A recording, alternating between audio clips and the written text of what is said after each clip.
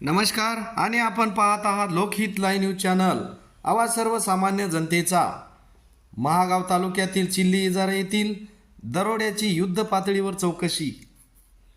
महागाव तालुक्यात चिल्ली इजारा येथे घनदाट जंगलात वास्तव्यात असलेल्या पांडे कुटुंबियाच्या घरी सशस्त्र दरोडा पडला होता आणि त्या दरोड्यामध्ये सुमारे 30 लाख रुपये रोख आणि 20 तोळे सोने असा मुद्देमाल दरोडेखोरांनी लुटून नेला आहे।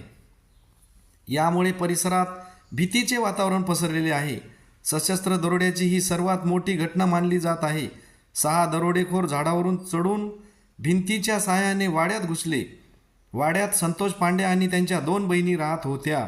दरोडेखोरांनी प्रथम संतोष आणि त्यांच्या बहिणीला मारहाण केली आणि रिव्हॉल्वर आणि तलवारीच्या धाकावर कपाटातील रोख रक्कम आणि सोने घेऊन पोबारा केला।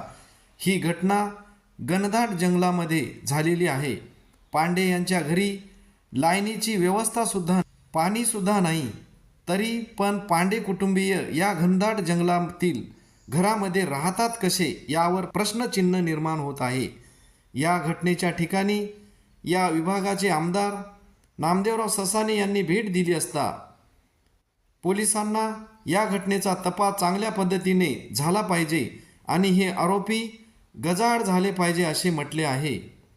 या घटनेचा तपास उमरखेडचे उपविभागीय पोलीस अधिकारी हनुमंत गायकवाड साहेब व महागावचे ठाणेदार व पोलीस कर्मचारी करीत आहेत। चिल्ली इजारा येथील घनदाट जंगलातील घराची पाहणी करताना आमदार नामदेवराव ससाणे, उपविभागीय पोलीस अधिकारी हनुमंत गायकवाड व पोलीस कर्मचारी व शिपाई, पत्रकार।